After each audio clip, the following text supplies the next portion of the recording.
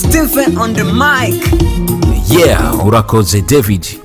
Nkuko bivuze nitwa Stephen Biko Raphael. Uno munsi tukaba turi mu gihugu cyacu cyiza cy'u Burundi, aho duhuye no mwigeme umwe mu gwaruka rw'abarundi yitwa Nadia Irankunda, aho agira tuganire ku bijyanye n'uko yiyumvira Uburundi, uko yiyumvira twebwe abarundi, no muri make akaba afise icyumviro cyangwa indoto yo kuzokora ikintu gikomeye cyane mu buzima bwiwe eka ndetse n'abazoba bamuzungurutse. Kaze mbe Nadia, wotubwira iki? Muri make twokwivita hirya kintu cyose cyoza kidusamaza tutuma tudashobora kugira kubaka igihugu cacu, tukubakana twebwe abarundi. Okay.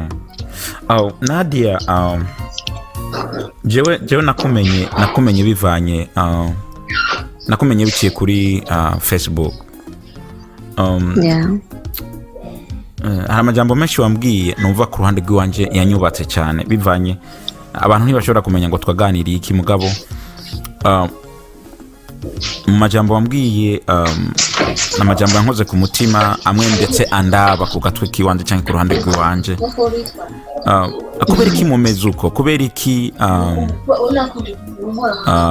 muba mufise impano imeze gutyo kandi bikabonekana ko muyikoresha?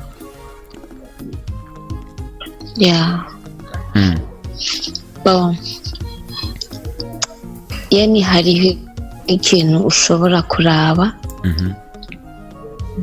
hari ibyo tubona, hari ibyo twumva, hariho ibitubabaza, hari ibitunezera, ugasanga bitugora, ntidufise aho twobihera kugira tugaragaze umunezero wacu cyangwa umubabaro wacu kuri kijya kintu dushaka kugihinduka. Dushaka kugihinduka kugira dushike ku kintu kizima.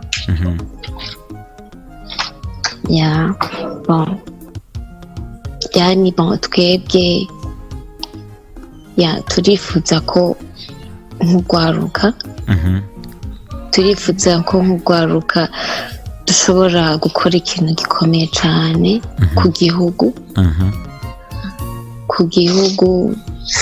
no kuri twebwe no ku miryango yacu, tugakora ikintu gikomeye cyane gishobora guteza imbere igihugu n'imiryango yacu, kandi kikamotiva abantu nk'abantu bacitse intege, atamoye bafise yo gushika ku kintu, nk'abantu batifise, tukubakana kugira nyine abo bantu bacitse intege batabona inzira bocamo kugira baronke kijya kintu bashaka gushikako. Nadia, reka nkubaze, kubera iki we urugwaruka wavuze ko ukiri ku ishure, kubera iki yacu nyine abajene cyane nagira nkubaze, kubera iki wumva iyo energy cyangwa kubera iki wumvamwo iyo spirit yo kumva ko ushobora gukora ikintu gishobora gufasha abantu? Kubera iki wiyumvamwo? Bisunikwa n'iki? biva kuki? kuko ikintu kibisunika niko naritahuye ico ndico kuko ndimwo ikintu kidasanzwe. Ni nkuko umuntu wese, nubwo abantu tugenda twishira hasi twigaya, umuntu wese afise ikintu ashobora gukora kandi cokora ku mitima y'abantu cyangwa kigafasha abantu.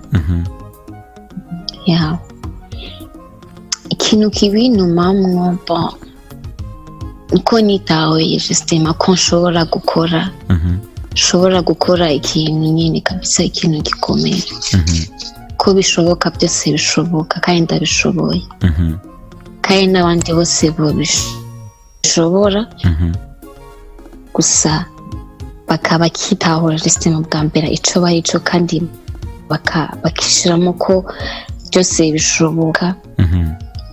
Byose bishoboka yego.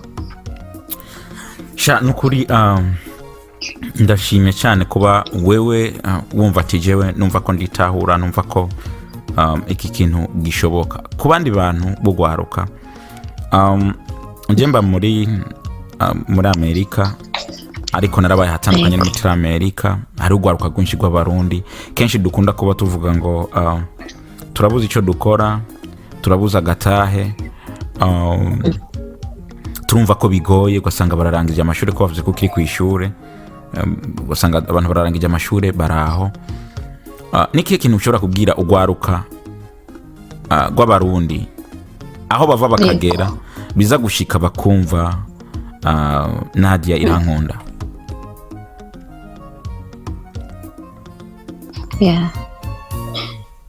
Niki kintu babwira? Byose birashoboka. Byose birashoboka.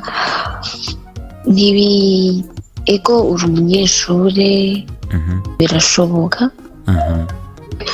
Birashoboka, bisaba gusa kubishyiramo umwete kandi ukabishyiramo n'umutima wawe wose. Yego, nta kintu kidashoboka mu bisanzwe, byose birashoboka. Yego.